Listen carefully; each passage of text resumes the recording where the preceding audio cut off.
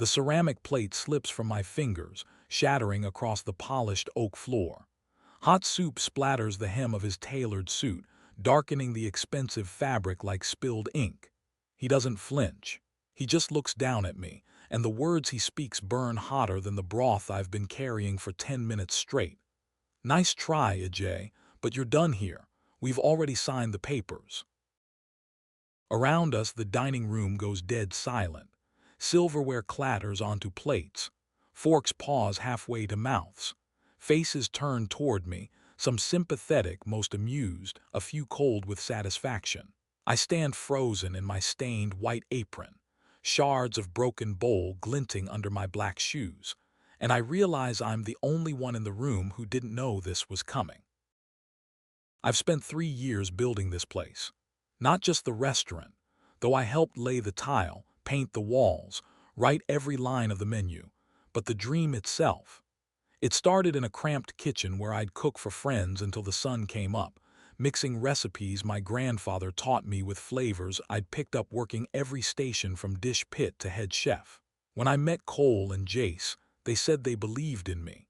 Said they had the capital I needed to turn my little pop-up into something real. We shook hands, poured everything I had into the space, and for the first time in my life, I thought I belonged somewhere. For 6 months, we worked side by side. I trained the staff, perfected every dish, stayed until 2 every morning testing new sauces. Cole handled the books, Jace schmoozed investors and built partnerships with local suppliers. They called me the heart of the restaurant, said no one else could bring what I brought. Customers would come back week after week just to talk to me, to ask what I'd created that day. We were a team. I thought we were friends. Then the whispers started, first from the sous chef when he thought I couldn't hear. "Cole's been asking about the trademark, says it's just a formality." Then from our oldest regular, who pulled me aside after dinner. "Heard those two talking about expanding without you, Ajay. Said you're too much of a perfectionist to keep up with growth." I laughed it off at first. Told myself they were just stressed about the upcoming review, the one that would make or break us. But doubt settled in my bones like dampness, heavy and cold. I found the folder in Cole's office last Tuesday. It was tucked under a stack of invoices, marked with a generic label I almost missed. Inside were signed documents, transfer of the brand name, full ownership of the building, exclusive rights to every recipe I'd ever shared with them, witness signatures dated 3 months back, and a note scrawled in Cole's handwriting. He won't even notice until it's too late. He's too busy serving people to read fine print.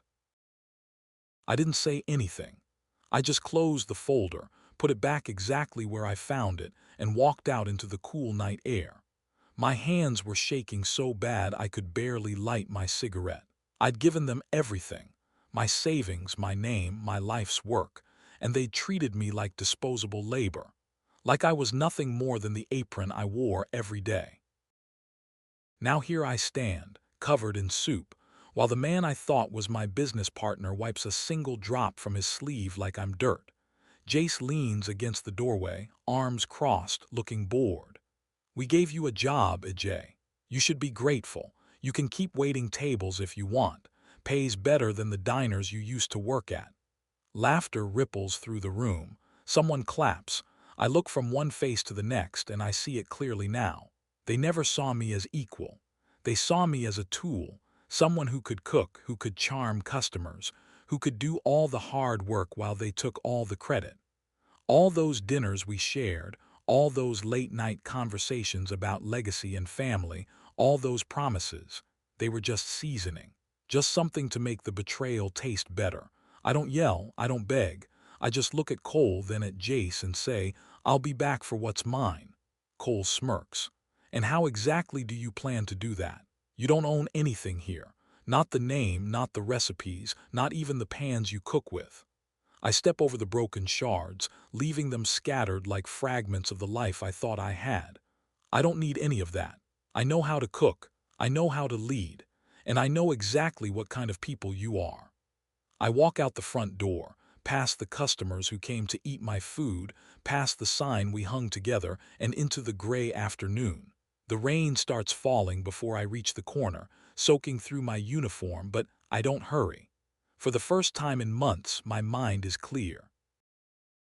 I spent the next week sleeping on a friend's couch, eating cheap noodles and scribbling notes in a beat-up notebook. I didn't call lawyers. They'd already covered every legal loophole, I knew that. I didn't badmouth them to former customers. That would look like sour grapes, and I refused to let them frame me as the villain. Instead, I started over. I took a job at a quiet cafe on the other side of town, working early mornings making coffee and pastries. It was humbling, but it gave me time to think.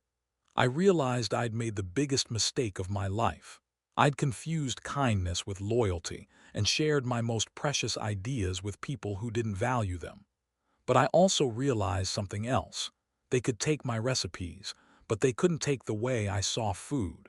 They could copy ingredients, but they couldn't copy the feeling I put into every plate. Slowly, I started testing new dishes. Not the old ones, something better. I drew on everything I'd learned from the 3 years we'd run the restaurant, every mistake I'd seen them make, every preference I'd heard from regulars. I paid attention to what they'd done wrong, cutting corners on produce, rushing dishes out before they were ready, treating staff like machines instead of people. I built a new philosophy from the ashes of the old one. Food isn't just about taste, it's about respect. Word spread slowly. Former customers started finding me at the cafe, asking if I'd bring back the dishes they loved. I told them I couldn't, but I'd make something that meant even more. I started hosting small pop-ups in empty storefronts, charging nothing but honest feedback. Every seat filled within minutes. People left notes on napkins, sent messages in the middle of the night, told me my food felt like coming home. Meanwhile, Cole and Jace were struggling. I heard it through the grapevine. First the review came out, and while the critic praised the building and the service, they said the food lacked heart, like a song without its melody. Then suppliers started calling, saying Cole was behind on payments, cutting corners on quality to save money. Staff quit in droves. The kitchen I'd built turned over 3 times in 6 months. Customers stopped coming. The place that had once been booked solid for weeks now had empty tables every night. They tried to change the menu, tried to copy my new dishes, but they got it all wrong. They used the right ingredients but the wrong proportions, the wrong timing, the wrong care. People could taste the difference. They could feel the lack of purpose. I didn't gloat.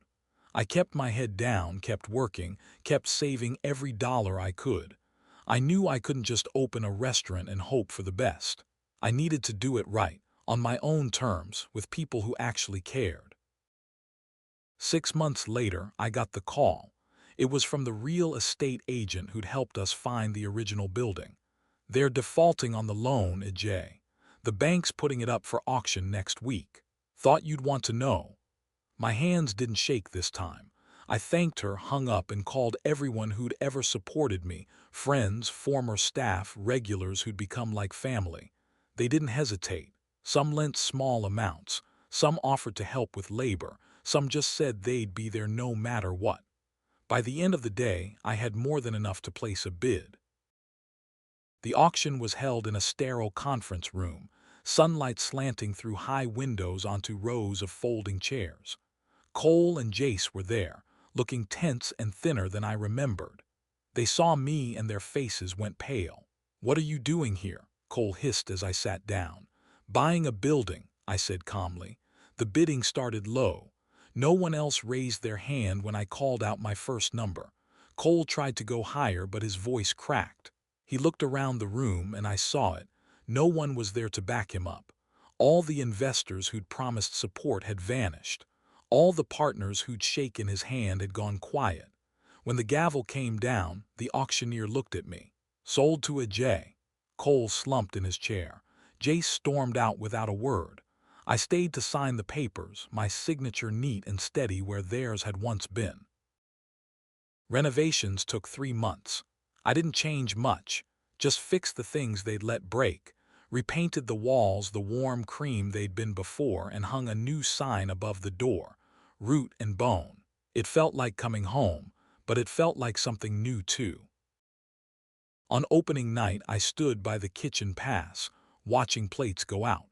The first customer walked in, and I recognized her instantly. She'd been one of our earliest regulars, the one who'd brought her granddaughter every Sunday. She smiled when she saw me. "I knew you'd do this," she said. "They never understood what this place was." The night went by in a blur. Old friends, new faces, former staff who'd come back to work with me. Every dish was perfect. Every smile was genuine. Halfway through the service, I looked up and saw Cole standing in the doorway. He looked like he hadn't slept in days, his jacket unbuttoned, his hair messy. I wiped my hands on my apron and walked over to him. I didn't say anything at first. I just held the door open. He hesitated, then stepped inside. "Can we talk?" I nodded and led him to a quiet table near the window. "I'm listening." He stared at his hands for a long time. "We were stupid, greedy. We thought you were just the talent. We didn't realize you were the foundation. Everything we tried to do fell apart without you. We don't know how to build something that lasts." "Is that all?" I asked. He looked up, eyes glistening. "We're sorry, truly. We thought if we took it all, we'd be successful. But all we did was prove we couldn't do it on our own.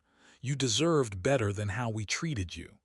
For a moment, I felt the old anger rise up, hot and sharp, like it had been that day I dropped the soup. But then it faded.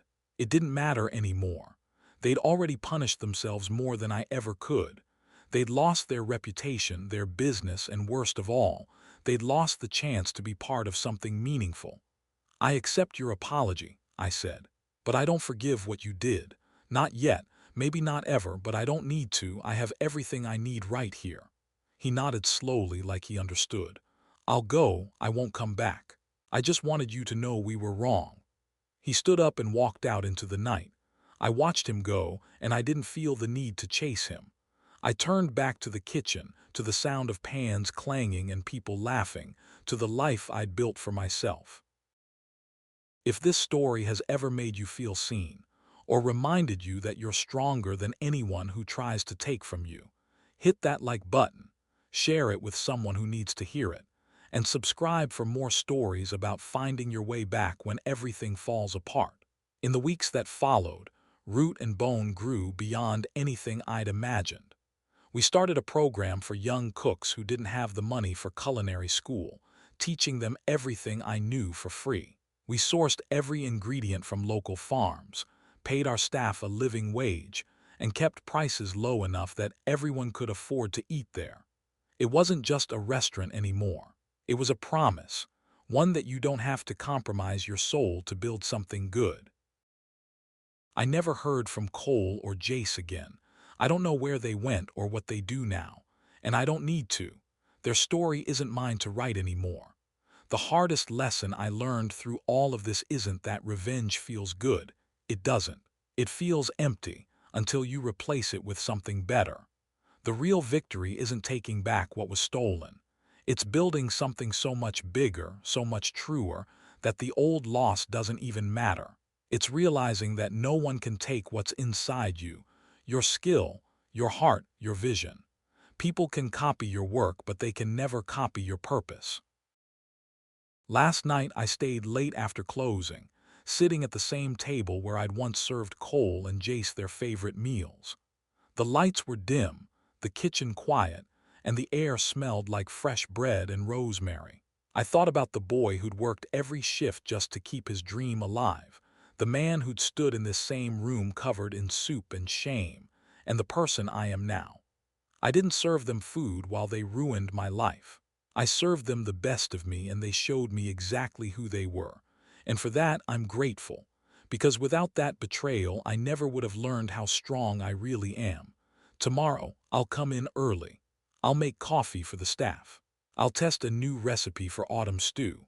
And I'll keep building, one plate, one person, one honest day at a time. The shift ends, but the stories never do. Every smile hides a struggle, every word a story. Hit subscribe, and see the human side of work. Thank you for watching.